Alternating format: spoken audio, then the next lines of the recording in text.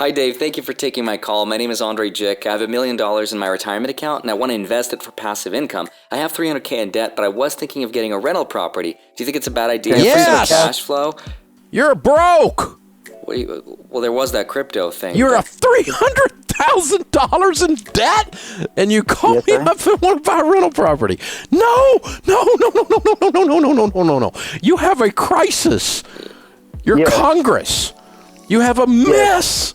No. You are on beans and rice and beans. No vacation. You will not see the light of day. You will work like an animal until you get this mess cleaned up. No, you don't buy rental. All right, so that was obviously not a real call between Dave Ramsey and I, but in today's video, I want to explore the question if it's even possible to quit your job and retire on $1 million with today's economy and today's inflation. And then later in the video, I want to give you a status report on how I plan to do this using my dividend income strategy. Now, this video was inspired by an article I saw on MarketWatch where an author submitted a letter asking about their financial situation where they were 66 years old, they had $2 million, and they were asking if they could retire. Now, that person, of course, is probably not watching my YouTube videos, but if they were, here's how I'd hypothetically like to answer that question, Dave Ramsey style. But since I'm not a certified professional retirement planner or an advisor and I have no idea what's gonna happen to the markets, we're gonna do this a less scientific way. So, can I retire on $2 million?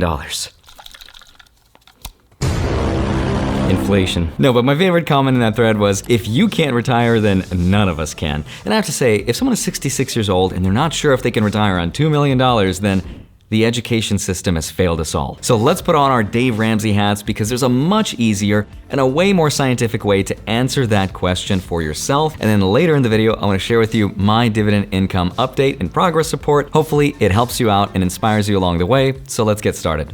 Now, I know it seems like a complete waste of time and very silly to figure out whether $2 million is enough to retire on, because of course it should be, but you'd be surprised how much people spend of money they don't have, and then they run out, and then they're left wondering what happened, calling Dave Ramsey asking for advice. That's why anytime I see someone drive a fancy car or live in a crazy house or go to expensive dinners, I'm never really impressed because they're just like the average person, living paycheck to paycheck, and they don't own their own freedom and their time. So rather than doing that, let's figure out what not to do. There's a ton of calculators on the internet like Vanguard, for example, which asks you what age you are, how much money you're making, how much you're saving, how much you have, but I'm not a huge fan of those calculators because they don't really make people understand how to take charge of your finances, and they don't explain the math behind it. So instead, I like to break it down into two separate categories: your expenses and your net worth. Notice I didn't say your income, and that's really important. Now on the net worth side, the author has $1.6 million in his retirement account, and his wife, who's 60 years old, has $600,000 for a combined total net worth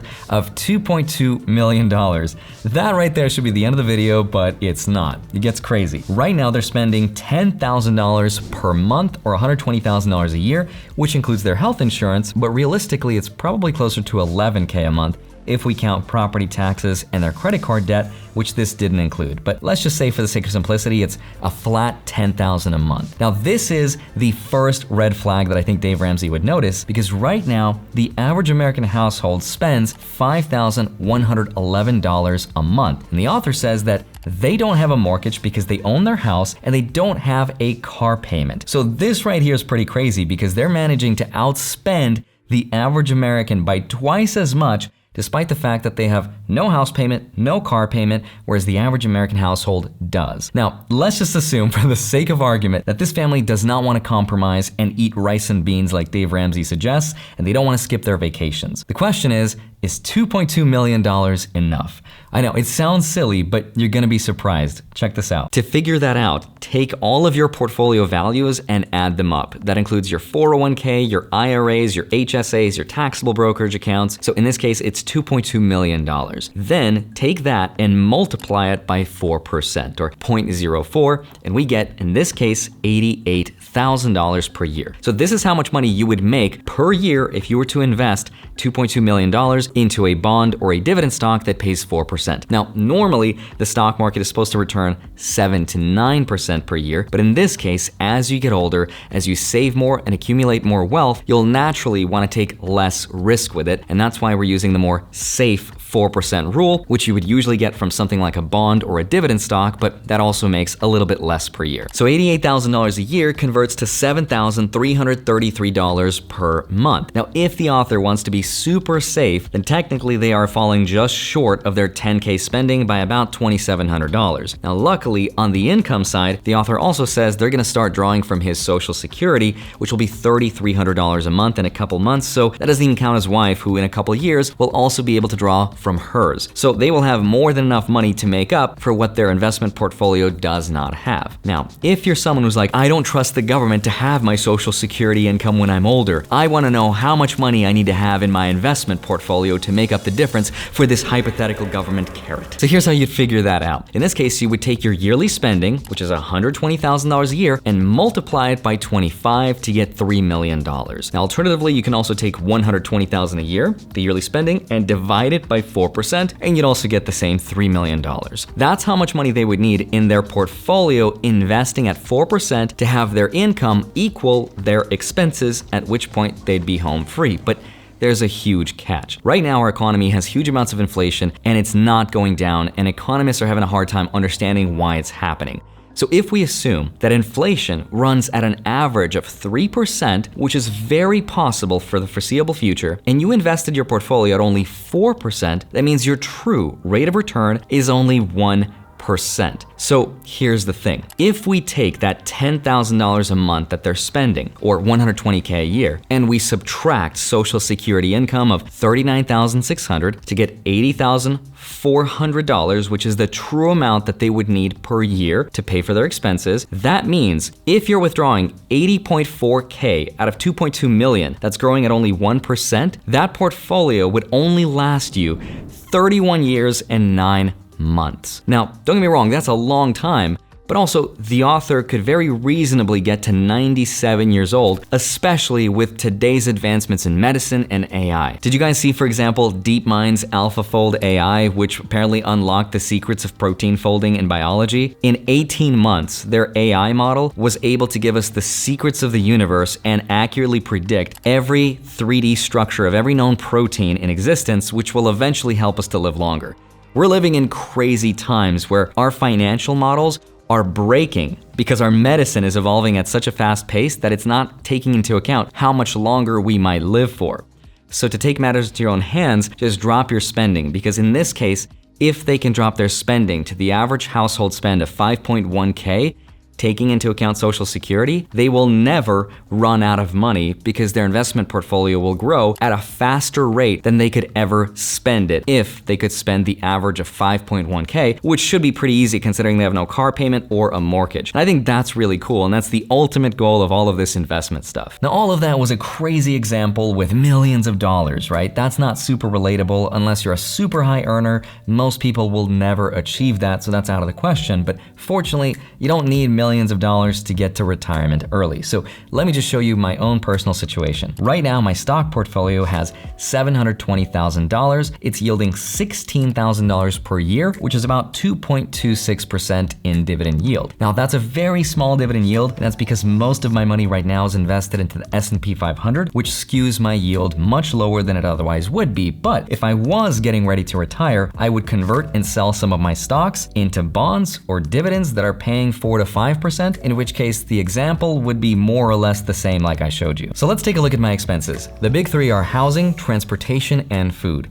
For housing, my mortgage payment is $0 because I own my house outright, and it's been my goal from the beginning to do this, to lower this as low as possible because it is usually the biggest one. But I'm also paying HOA, utilities, and property taxes, and that works out to be $1,000 a month on average. Kind of a lot, but I also live with a roommate, so that helps bring the costs down. Second one is transportation. I bought a Tesla Model Y at 2.5% interest, and I'm paying about $1,000 a month, which I consider to be insanely high. It is not a car I need to have, but I wanted to spoil myself. But we also have a 2017 Toyota Corolla that's fully paid off, so there's always that option. That's $2,000 a month total so far.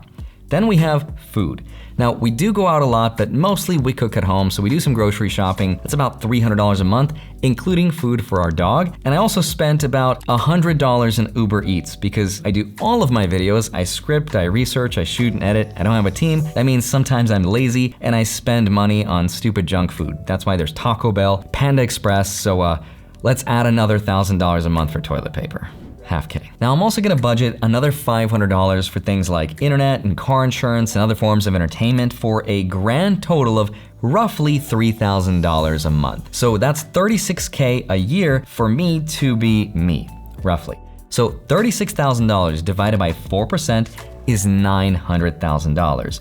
Now that same $36K multiplied by 25, also the same $900,000. That's how much I need invested at 4% to live the life that I do now passively. Now I'm not quite there yet, but I can see the light at the end of the tunnel. Now according to my dividend income forecast, which I love to look at, which assumes that I'll continue to invest $3,000 per month or $36K per year, and it assumes that I'll continue to reinvest all of my dividends, and assuming that I'll have the same growth rate that I've had over the last 5 years on average, if that's 6.5%, then I'll reach that income equals expenses financial independence point in about 6 years from now when I turn 40. But that's only $36K per year. That's not a glamorous lifestyle. I'm not gonna be flying jets or driving Ferraris. If anything, I'll probably be spending more on health insurance as I get older. But hey, that's okay with me because that's why I started my YouTube journey, to share with you my progress and to show you that you don't need to become a multi-millionaire and be living in a mansion to be happy and grinding 24/7 like you see on Instagram. If anything, you're probably better off more so than 99% of people if you can figure out what it's gonna take for your income to equal your expenses passively. If you can figure that part out, then the rest is easy and you just have to adjust. And here's the best part about all of this. Technically, we have 3 sources of income to support us in retirement. It's called the 3-legged stool. The first leg is the investment portfolio side like we talked about. Second one is Social Security income. And third is cash. Technically, it was pension funds, but that's not a thing anymore. And then technically, we could even add a 4th one, which is income that you'll have from a part-time job or a side hustle or even a hobby that you probably will make money from in the future. So retirement doesn't have to be this scary thing that feels like it's forever away and that you need millions of dollars. One thing I love about dividend investing that it's taught me is to be consistent and to be happy with less. And I hope that you can use these techniques to figure that out for yourself, and that way we can meet each other in the future and laugh about how we were able to retire a lot earlier than the average. But in the meantime, I hope you have a wonderful rest of your day. Smash the like button, subscribe if you haven't already. Don't forget to grab your free stocks, links are down below, and then go track them automatically with a spreadsheet linked down below in my Patreon. Love you, thank you so much for watching this video. I'll see you back here on Monday, Friday, sometimes Wednesday. See you soon, bye-bye.